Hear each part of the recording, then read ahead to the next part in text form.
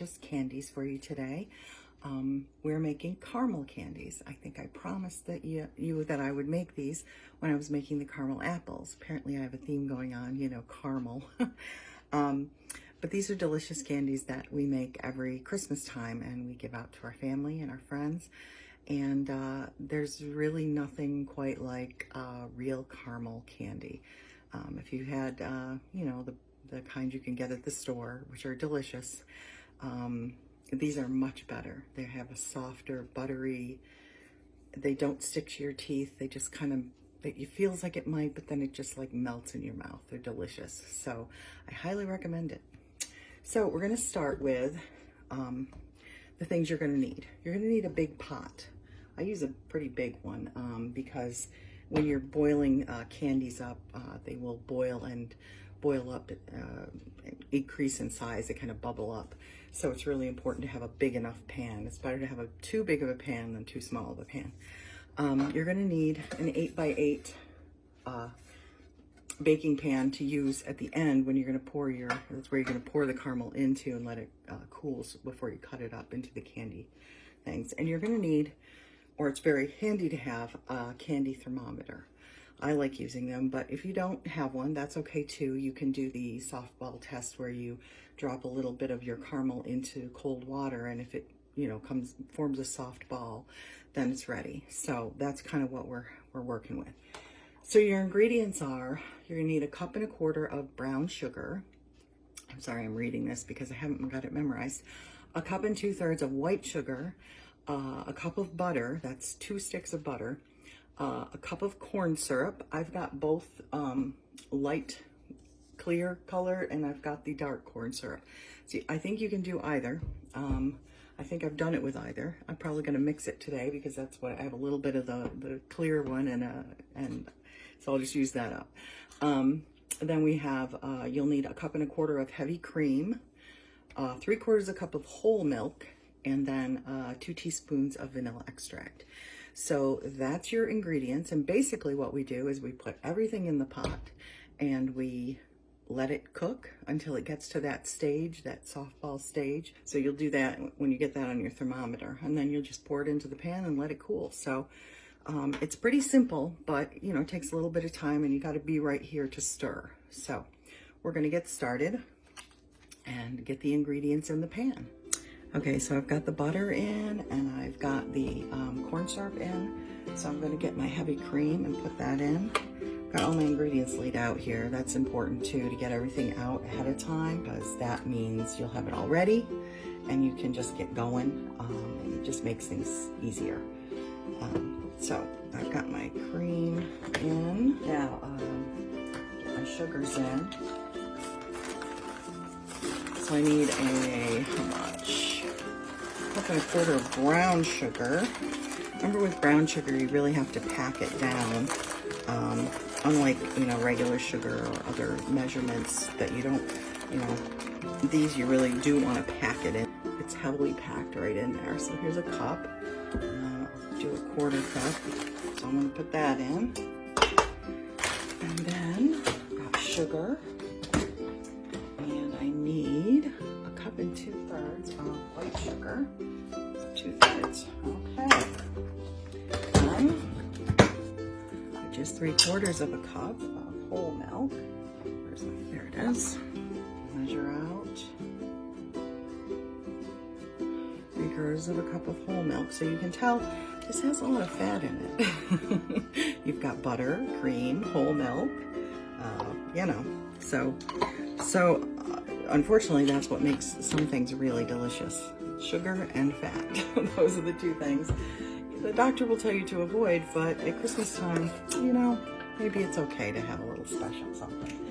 We're going to put in 2 teaspoons of vanilla extract. I've got that right here, so I'm just going to measure that up, put that in, and I totally recommend using real vanilla. Real vanilla is, you can't fake it. You really can't use you know, the fake vanilla, imitation vanilla. It really is not the same, and it's not going to taste the same. So, you know, pay the extra price if you can and get it, because it's so much better. So once you've got all your ingredients in, which I think I have, brown sugar, white sugar, butter, corn syrup, heavy cream, whole milk, and vanilla extract. So you're going to turn your heat on, like a medium heat on the stove, and you're just going to like let everything melt and cook together. So at first it'll be kind of gooky because you can't really stir it well because you got a lot of sugar and butter and stuff that hasn't melted. But as you get going, it will melt right in together and it will be delicious. And your house will smell really good. So I'm gonna let this cook for a minute and then we'll come back and we'll talk some more. Okay, so I've got everything in and it's incorporating into the pan here. I don't know if you can see it. I'll try to show it to you. My setup here is not great, but you can see that there are some like lumps. Those are the butter. It hasn't melted yet, so we're still working on that. So it will take a little bit because we got to get it up to temperature, softball stage, I believe it is. So I'm gonna keep stirring and letting it do its thing, melting and combining all together. The sugars and the milk and the cream and the butter is all gonna come together, and then it'll start boiling, and that's the important piece of it, because it will just bake and not bake. It'll boil and boil and boil until it gets to the right temperature, and then once it's at the right temperature, it basically caramelizes the sugar is what it's doing, and then we can put it in the pan.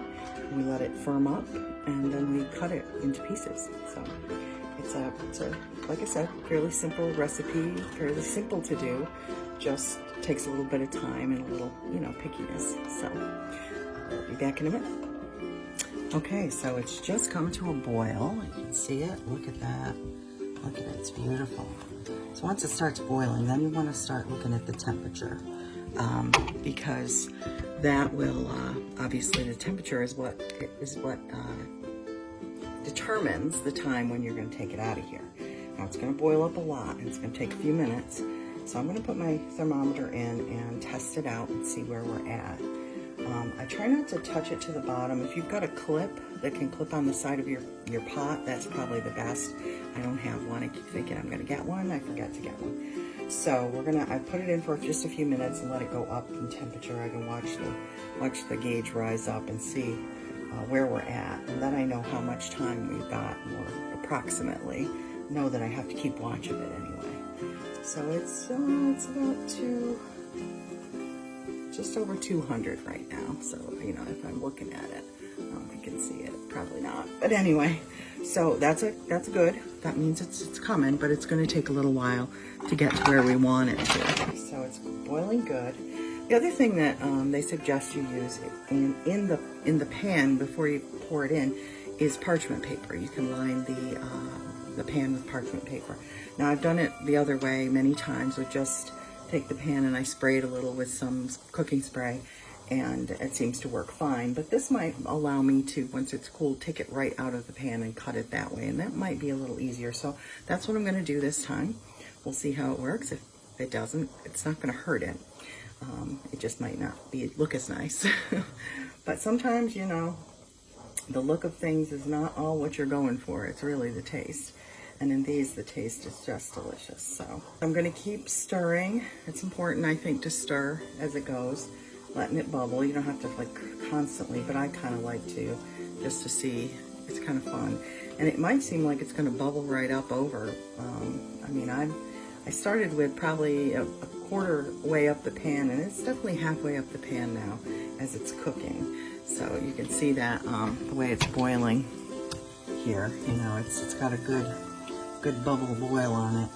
And I've still got it on medium. That's where you're gonna leave it. Just let it keep cooking.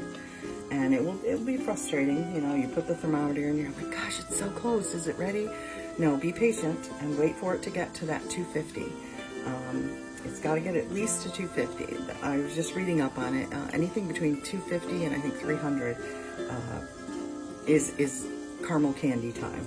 So I kind of lean toward the lower end of that. And I'm measuring it one more time.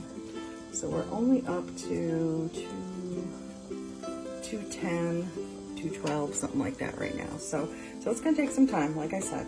So I'm gonna keep stirring and I'll come back in a minute. Hey, so I'm back. It's been about 10 minutes and we're about to 225, so we still got a little time to go. You can see I changed my view here so you can see it. I've got my pan over here ready with the parchment paper in it, so that when it's done I can just pour it right in, because you want to be ready with that, because that takes you know, it's a speed thing. Once it gets to the temperature, you don't want to let it go too far over the temperature. So I'm just going to keep stirring it. It smells delicious. It's like such a buttery, caramely smell in the air. It's just delicious. I can't wait. It's one of my favorites. So I'll be back in a minute. We'll keep stirring.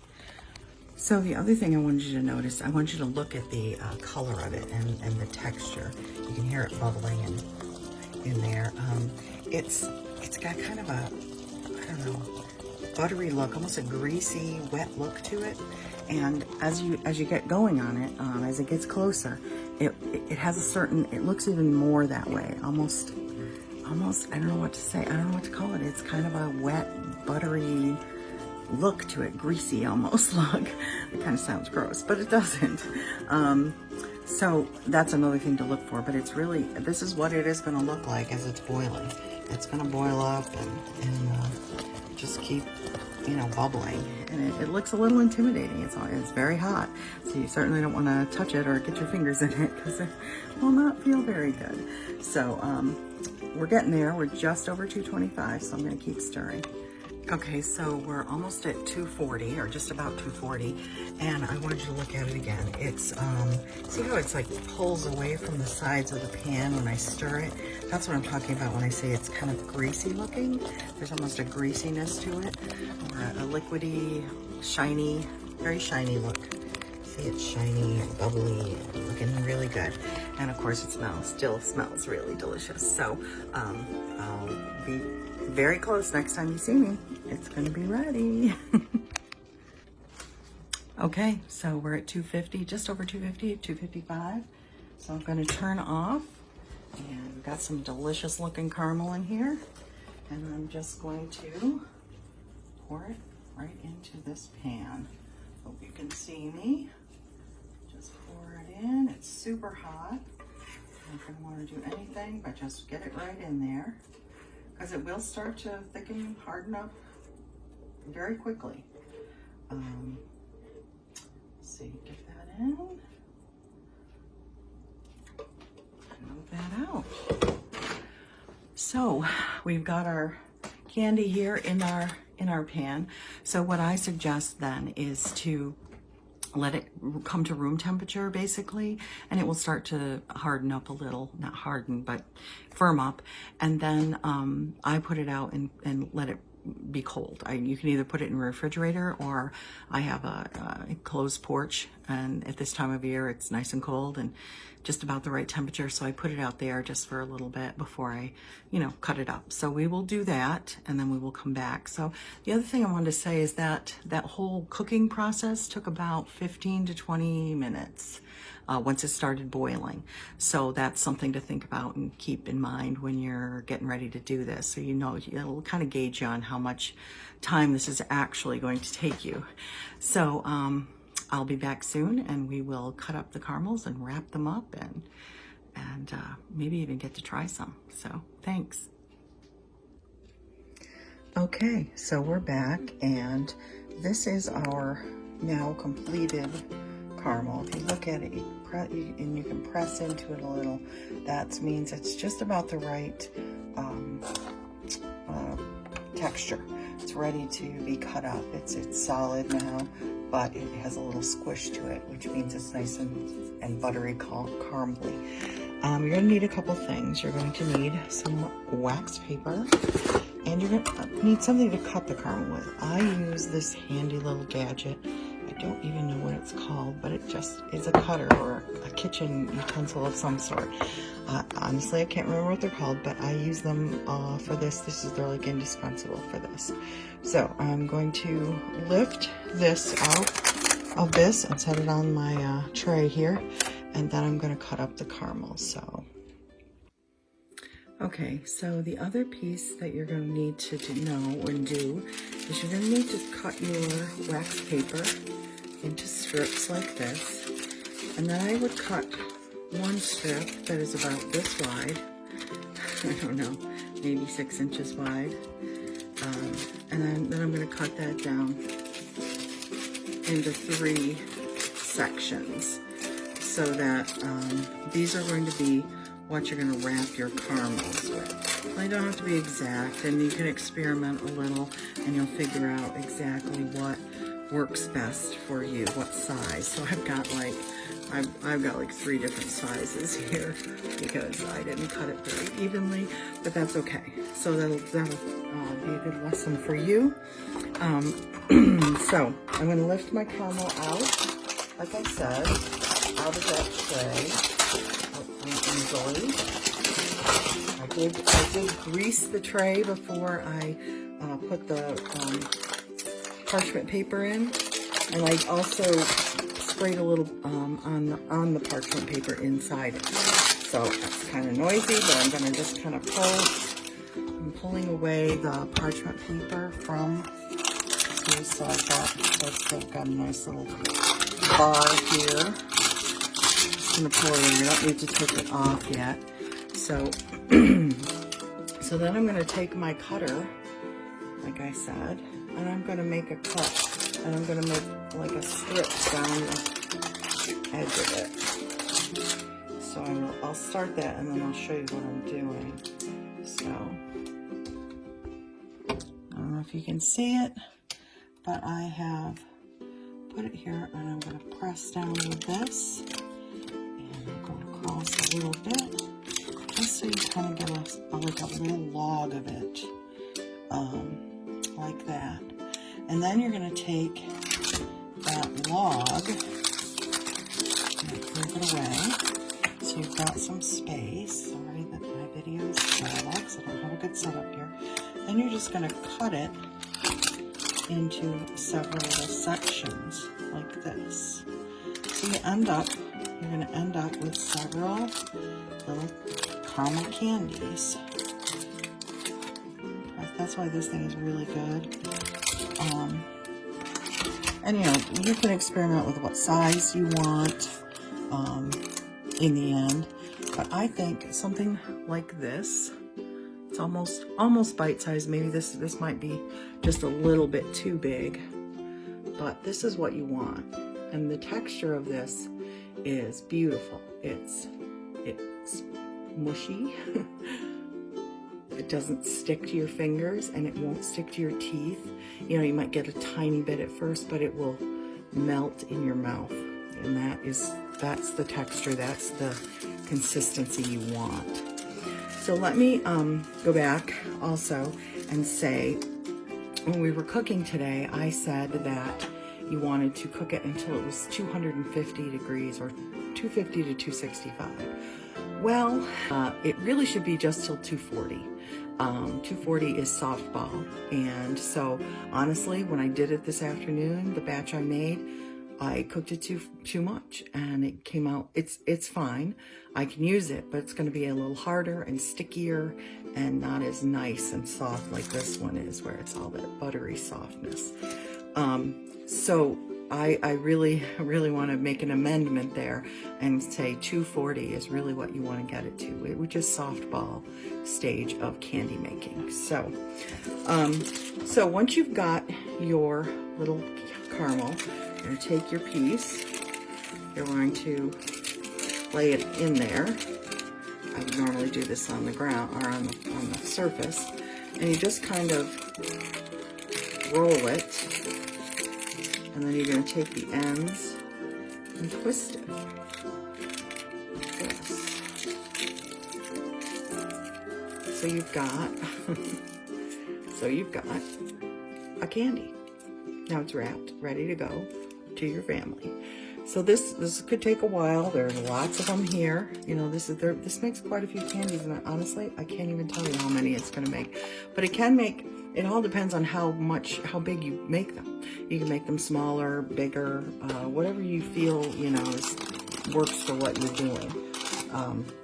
So basically, I'm going to wrap these up, and then I will have them all ready to give as gifts or whatever for my friends, my family, or just to eat them because they're really delicious.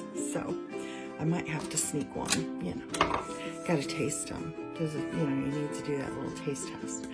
So anyway, so that is my caramel candy recipe and my demonstration, such as it was. I'm sorry, my setup is not great in my kitchen, but I hope that you enjoyed it, and I hope that you'll try it because caramel candy is delicious. After you've had homemade caramel candy, you'll realize how much more delicious this is.